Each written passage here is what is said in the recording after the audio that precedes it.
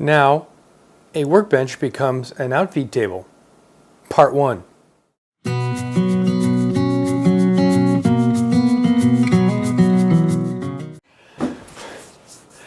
It has come time for the switcheroo. This is going over there. First things first, I have to demessify this so I can get at it. It's on wheels. I have to remove the drawers, empty all the drawers into the new cabinets. Some of that's going to be temporary. And then get it out, get the top off the bench off of the bottom, build the new legs, which will be on wheels as well, and with feet for adjustment. Put the top on, put the bench on the new legs. Remove the outfeed table from where it is. It's got a hinge in it, so the outside portion of the outfeed table, and move this in place. Sounds simple. How hard could it be?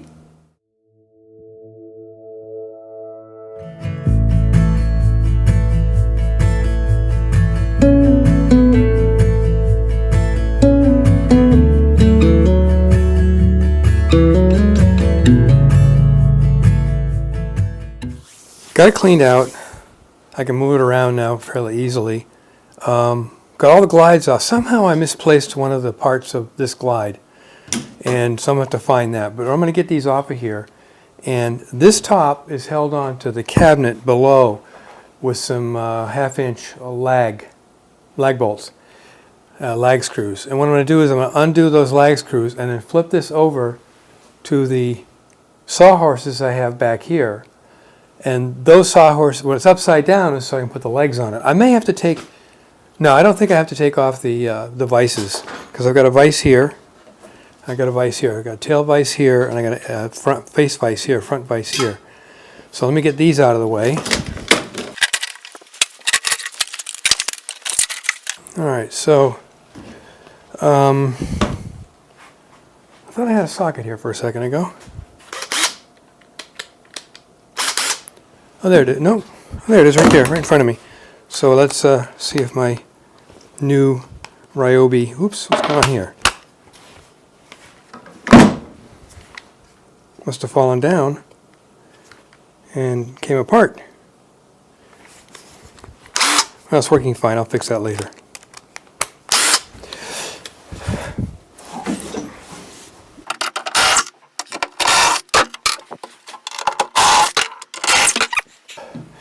There are standoffs between the cabinet and the bench because there was a gap under there. So let's take this and lift it up here. Lift it up here. See if I can do this on camera without killing myself. No, ooh, that's real heavy. I think I have to take the vices off.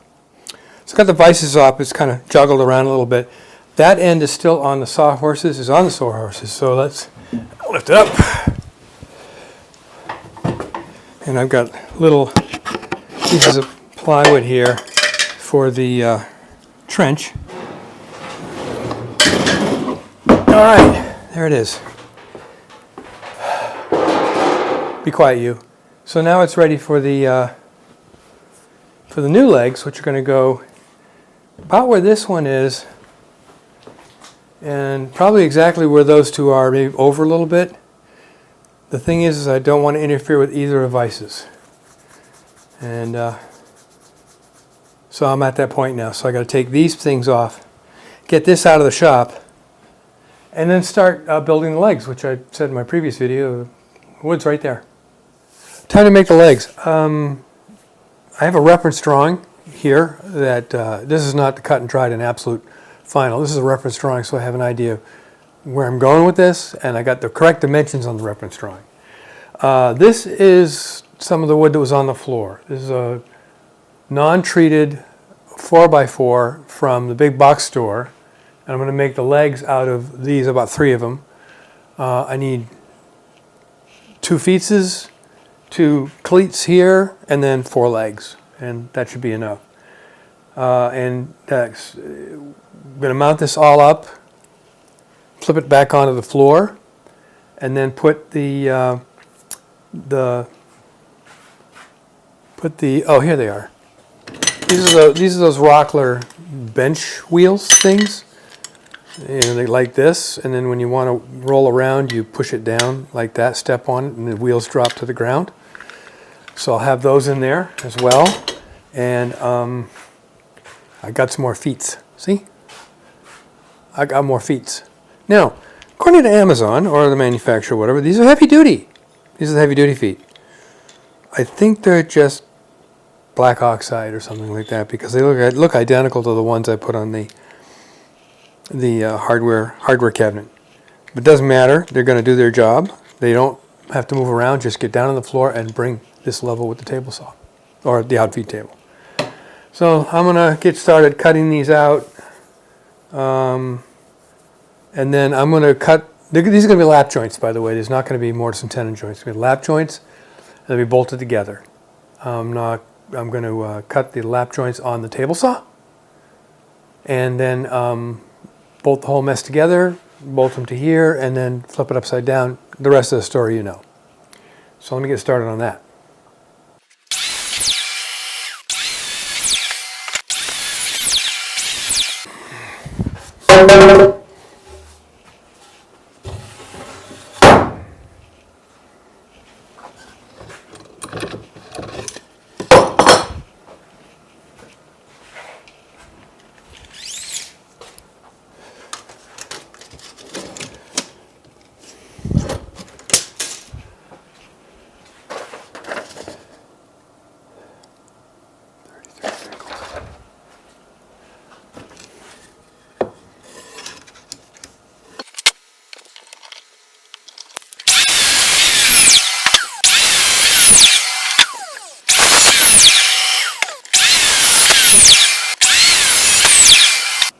So I got 3 of the short ones, which are the feet and the cleat on the top, and 4 of these and 4 of these, and this is the legs.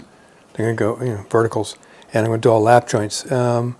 Basically, I think table saw and bandsaw. We'll see how this works out, because I want to get them as close to possible, close to precise as possible for this application. Although the adjustable feet will take up any slack. The floor is not level anyway, we know that. Onward. So I've set this up on the table saw, so it's 2 cuts to get the outside and inside, the 2 edges of the lap joint. So when I bring the workpiece up against the stop on my miter gauge here, it'll cut the outside slot, and then when I move it over to the stop block on my sacrificial fence, it'll do the inside cut, and then I have to remove the material on the inside. What I'm going to probably do is remove most of the material on the bandsaw, come back and with the dado head and clean up those flat surfaces with a dado head. That should be fun to watch. So let me do a couple of these, and we'll move on to clearing out all that wood.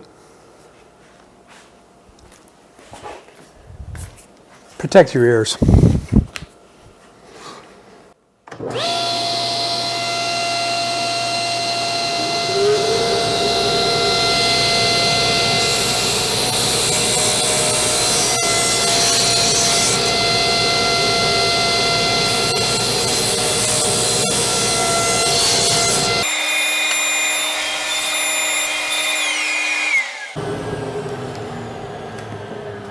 That's basically it. I've now got the cuts for the material I have to remove, bandsaw work from here on, and now I'll go finish cutting all of these inside-outside cuts on all the pieces.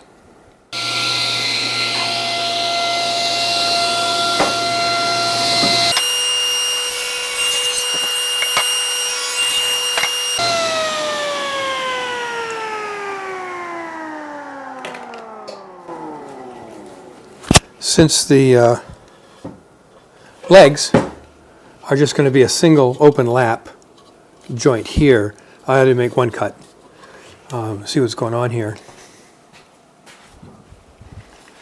So the little ones are going to lap up against this one and connect everything and be the feet.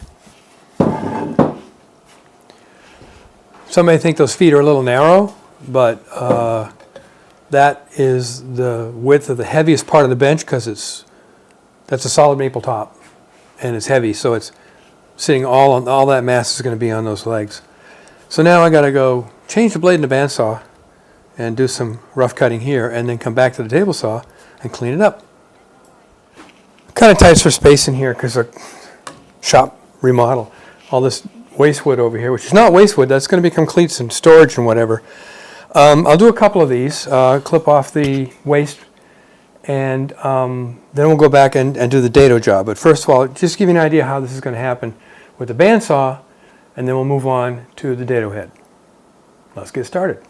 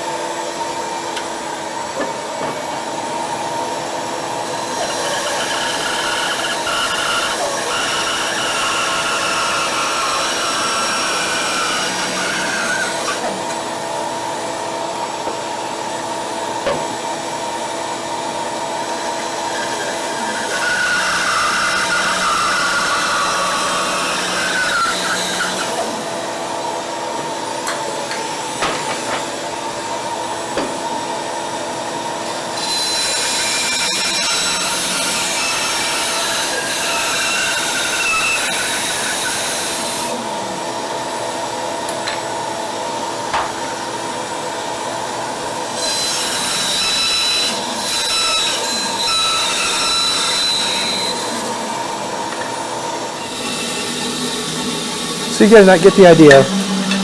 You know, this is eventually with a little trimming, and it's going to be a lap joint here, and I got to clean it out with the dado head, of course. So let me finish up the rest of these, and then we'll set up the dado stack. Got the dado head in place. Cut myself on my miter fence because it's got really sharp edges, but anyhow, no big deal. So I've got the stop block set up for the correct depth here. Oops, and then what I do is clean off the bottom of that lap joint. So let me do one, and then we'll go ahead and do the rest. Where's my ears? Oh, right here. Protect the ears.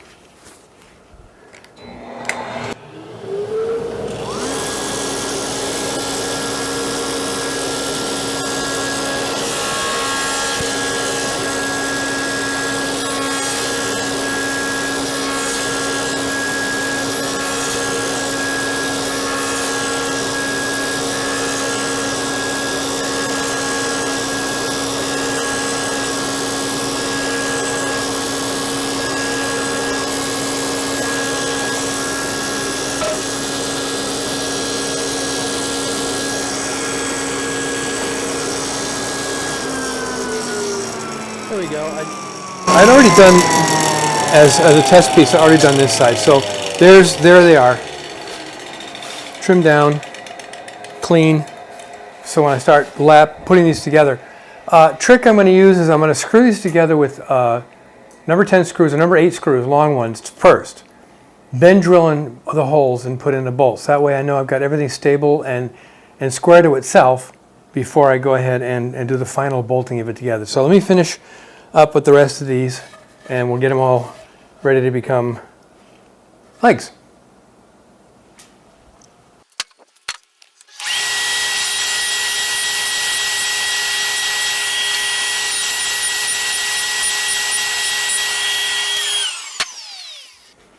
And well, there you go.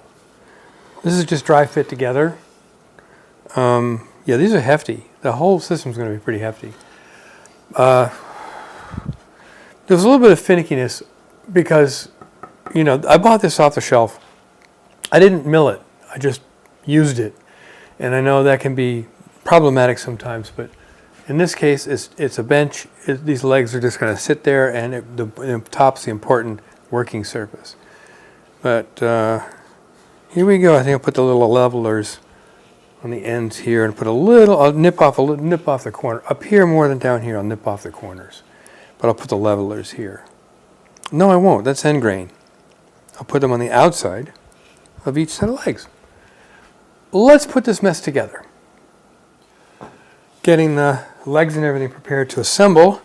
These are the cleats that are going on the bottom of the bench. You know, kind of rounded the corners here so you don't nick your knees on them. I have the counterboard holes for the lags that are going to go in. Notice I've staggered them, not in a line. So I got a good purchase on both sides of this, and it won't tend to wobble on a single bolt line. Don't know if that's actually an issue, but you know, engineering is engineering. The feet, I rounded them just a little less, and I'm actually going to put the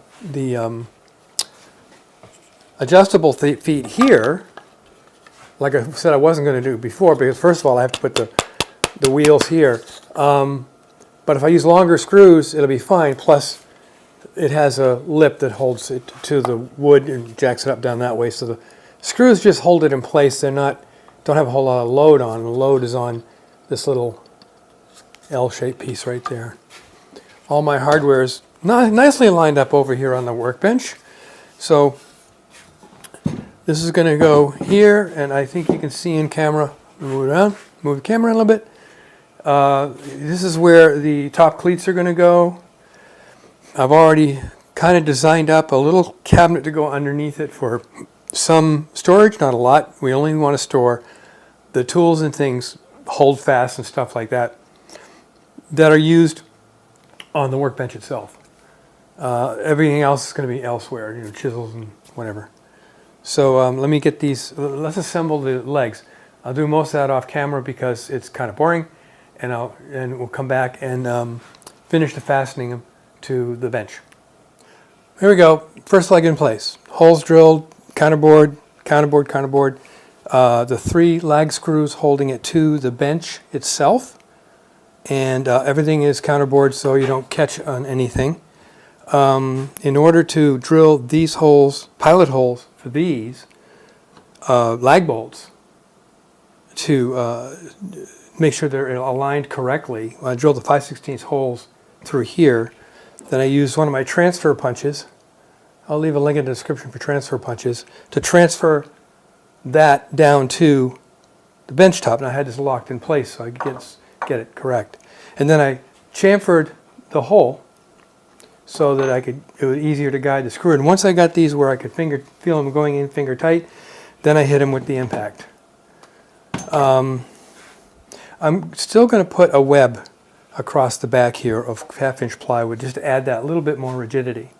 And by the way, to drill the holes in the bench correctly, aligned in the right place and straight, we have this Milescraft, I think it's Milescraft, Wolfcraft, whatever, drilling jig, does angles and everything, and a brad point bit and a stop on it so I don't go through the bench, which would look pretty ugly on the other side. So let's get the other legs on, put on the feet, and flip this over. So it's ready to hit the floor. Well, okay, bad choice of words. It's ready to be turned around and put on the floor. I've installed the wheels so I can roll it around where I need to, back over there to make life a little easier. I did install the adjustable feet, but I removed them for this evolution because this is going to contact the floor first. And these little feet have these plastic feetsies on them, and they could get damaged or broken in the transition. Now, one thing I did was, this is a maple skirt board that goes all the way around the bench. And what I did was add another layer of maple on the inside.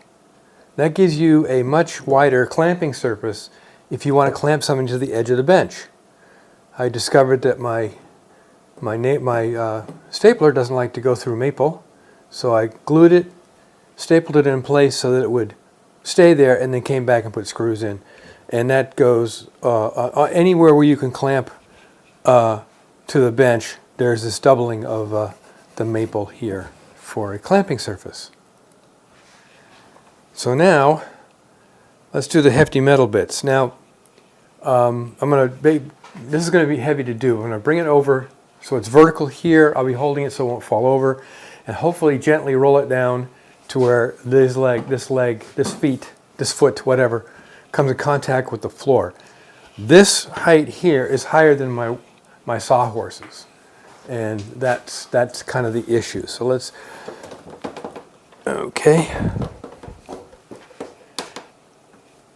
Okay, there's vertical, kinda.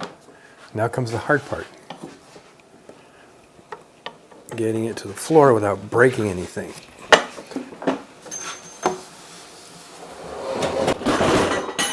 Ah! Boom! There it is. It's on the floor.